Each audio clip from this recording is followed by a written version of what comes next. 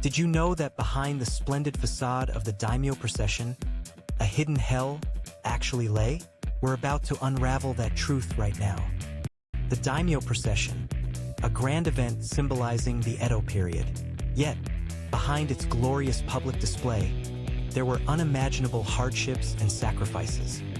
Today, we'll delve deep into the untold truths of the Daimyo Procession, facts not often covered in history textbooks, and thoroughly explain what truly lay beneath its magnificent march.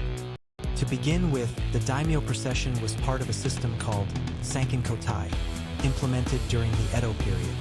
This system required daimyos to travel back and forth between Edo and their domains. The shogunate's objective was to deplete the daimyos' finances and weaken their ability to rebel.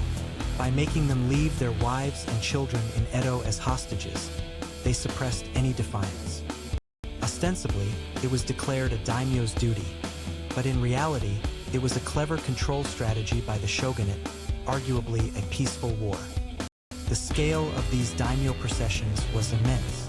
While it varied by daimyo family, they involved anywhere from several hundred to sometimes thousands of people. For major daimyos like the Kaga domain, the number of participants could exceed 3,000, with the procession stretching for several kilometers. The splendor was truly spectacular. Samurai clad in vibrant attire, luxurious palanquins, and towering banners captivated the onlookers.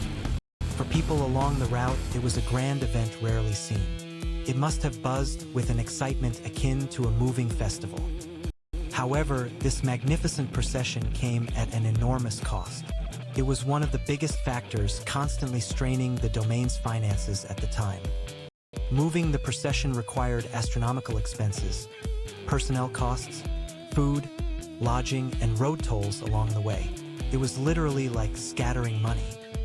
Especially at facilities called hanjin, where daimyos stayed, vast sums were spent on meals and hospitality, placing a significant burden on the local economy. Furthermore, gifts for shogunate officials and influential figures along the route were indispensable. In a sense, they were like political donations to ensure a smooth journey. In some domains, the cost of Sankin-kotai was said to consume between 1/3 and nearly half of the domain's annual budget, constantly putting their finances in dire straits. Those in the most brutal conditions were the ashigaru and laborers who formed the lowest ranks of the procession. They were literally forced into a life-threatening journey. For those who had to walk long distances, severe heat, bitter cold, sudden heavy rains, or snow constantly posed a mortal danger. Bearers of the palanquins carried not only the daimyo's weight but also the heavy, luxurious decorations, making their physical burden immeasurable. Relief teams were always necessary. Along the way, illness and injuries were rampant, and not a few people lost their lives. Their deaths often went unrecorded. Any disruption to the formation was forbidden. They had to maintain a strict pace. Even when exhausted, they were not allowed to rest. While daimyos and high-ranking samurai enjoyed lavish meals, the food for lower-ranking samurai and laborers was meager. Malnutrition must have been a constant problem. Accommodation also varied wildly depending on social status. While daimyos lodged in splendid hanjin, ashigaru and laborers often slept outdoors or in crude huts. Sanitation during the long journey was also deplorable. With infrequent bathing and limited changes of clothes, it's said that body odor and skin diseases were common afflictions. Amidst these harsh conditions, some individuals deserted the procession. They became musukinen, vagrants pursued by authorities, and often met a grim fate. Exhaustion, illness, and hunger. These factors combined meant that many lower-ranking samurai and laborers never safely reached Edo or their home domains. The Daimyo Procession also imposed significant burdens on the villages along its route, providing lodging, procuring food supplies, and the forced conscription of laborers needed for the procession. Villagers were forced to provide labor and supplies for the Daimyo Procession, in addition to heavy annual taxes. This was a major factor that strained their livelihoods. There are even stories of villagers hiding their possessions or leaving their villages just before the procession passed, to escape debt collectors or other demands.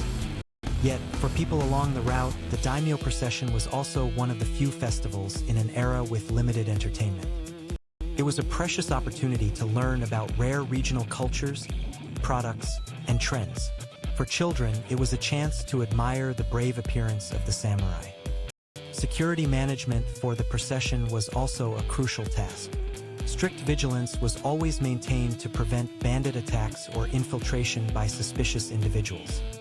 However, troubles were ceaseless. Due to the massive scale of the procession, even minor incidents could plunge it into chaos. The Tsuyubarai, or vanguard, leading the procession, had the vital role of clearing the path and eliminating dangers. It's said they sometimes forcibly removed residents.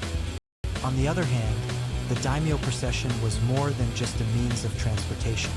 It was a form of performative politics, showcasing the daimyo's authority both internally and externally. The splendor and scale of the procession served to flaunt the domain's economic power and military might. It was also a performance to demonstrate loyalty to the shogunate. Furthermore, information gathered along the way was valuable to the daimyo. It provided an opportunity to directly observe and hear about local conditions and the public sentiments. Moreover, it played a role in cultural exchange between the provinces and Edo. Trends from Edo spread to the regions, and local products were carried back to Edo. This aspect of performative politics was, at times, built upon the sacrifices of the people. This is the truth hidden behind the splendid march. As time passed, by the late Edo period, the Sankin-kotai system became a mere formality and eventually ceased its role. However, its memory remained etched in history.